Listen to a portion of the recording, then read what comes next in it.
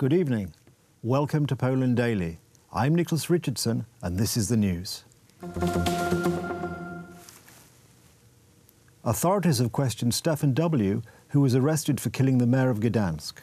The Polish press agency, citing sources close to the investigation, reported today that after being released from prison, Stefan W. planned a high-profile assassination.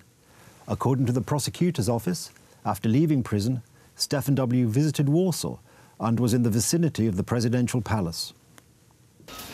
The man testified that supposedly he wanted to do something big, which everyone would talk about, which is why he tried to enter the area of the presidential palace at night. After failing to cross the fence, he gave up and returned to Gdańsk. This is the information provided by the Polish press agency and has been contradicted by the Government Protection Bureau. According to its spokesperson, Lieutenant Colonel Bogusław Piórkowski, an analysis of the CCTV did not confirm that any attempt to enter the territory of the presidential palace had been made. The Polish Press Freedom Monitoring Centre appealed to the Polish public television company to reinstate journalist Michał Rachon and Krystian Karwel, the editor of his programme Minęło 20. Both journalists were suspended following the broadcast of an animation by Barbara Piela about the Great Orchestra of Christmas Charity. According to the monitoring centre, the animation did not cross the bounds of political satire and should not therefore have been a cause for suspension. According to the Press Freedom Monitoring Center by the Association of Polish Journalists, the sanctions against the two journalists could be a violation of freedom of speech. According to columnist Witold Gadowski, it's not the journalist who should be taking responsibility for the controversial animation, but its author. If there was any anti-Semitic message in the animation, or one that could be interpreted that way, then it is the author of the short film that should be taking responsibility for it, not Mr. Rachon.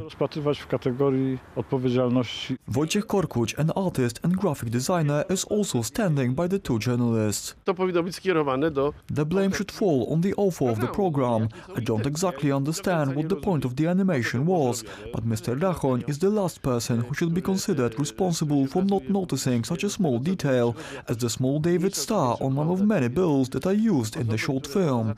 Every production needs to go through approval first, so the people who let it air should be suspended, not the two journalists. Many politicians agreed that the suspension was too harsh a punishment, stressing the importance of satire in modern media. However, some of them point to the fact that both political sides should be laughed at, not only the opposition. If we were to call it a satire, then it should be about all political sides, not only about the opposition. I haven't seen any politician of the ruling Law and Justice Party laughed at in the program, so someone must have had a certain agenda in all this. We're yet to see whether public television broadcaster TVP listens to the appeal made by the Press Freedom Monitoring Center. If it does, the author of the animation, Barbara Piela, could soon receive a similar punishment to that of Michał Rachon and Krystian Karwel. I know one thing. If we wish to soothe this ever-present hatred, we must begin with ourselves. I will try my best not to cross any more boundaries, and if I do, punish me. These are the words published by Paweł Kukiz, leader of the Kukiz 15 movement, on his Facebook profile in reference to his earlier social media posts. The burning question: will any other politicians answer his plea? The atmosphere in the Polish parliament was a lot different than usual this week, much calmer, lacking political arguments after the death of Gdańsk mayor Paweł Adamowicz. A lot is being said about the need to lighten the tone of public debate and bring down political tension. This moved Paweł Kukiz to do some soul-searching, as he published a Facebook post saying he had reviewed his past statements and felt some of them crossed the line. He also declared that he will make an effort not to cross any more lines. Will any more politicians follow his example?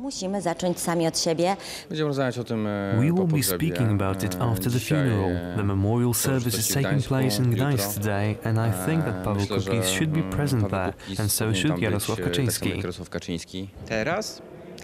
Now, right now, I think that it might be a bit too late right now. Trying to talk people into covering their heads with ashes is rather disingenuous.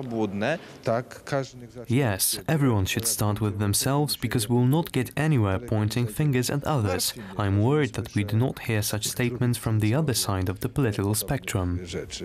The suggestion from Paweł Kukiz to first look at oneself and above all own up to one's own mistakes seems valid and may prove to be effective, given some goodwill. This is just one condition. Everyone would have to follow that suggestion. Whether this actually happens will be seen in the coming weeks. The planned departure of the United Kingdom from the European Union will have serious consequences both for Poles living there and for Britons living on the continent. While there remains a slim possibility that the United Kingdom ultimately remains in the Union, as things stand at present, a hard Brexit looks probable, which will be the worst result for all sides. The departure of the United Kingdom from the European Union will also have serious consequences for Poles living there. I am convinced that a second vote will approve the departure of the United Kingdom from the Union in a way which accords with the agreement that has been reached by both parties. There still remains a small possibility that the United Kingdom will stay in the Union. I hope that the madness that is Brexit will be stopped and that there will be a second referendum, because the polls show that the British have realized that it was based on lies and manipulation, including Russian influence.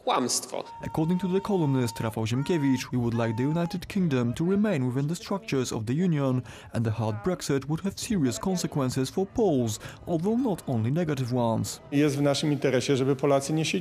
Poland there is a lack of hands for work, and they are already supplemented by workers from Bangladesh. It is, in my opinion, in the interest of the country that Poles return. According to the economist Marek Zuber, a hard Brexit would be the worst result for all parties, the United Kingdom and the entire European Union. Pierwszy okres, zamieszanie, pierwszy okres problemy. Unfortunately, if this were to happen, there are no procedures in place and there would be severe chaos. Cross-border customs clearance forms would need to be printed again, and the transport industry would suffer the first consequences of the period of confusion and losses, and it's a question of how long it would take to return to some form of normality. The second vote on the withdrawal agreement will take place in the House of Commons on January 29th. Exactly 2 months later, in accordance with the current schedule, the United Kingdom will leave the European Union. That's the news for today. Thank you for watching. I wish you a good evening and a better tomorrow, but please stay with us for Poland Daily Business.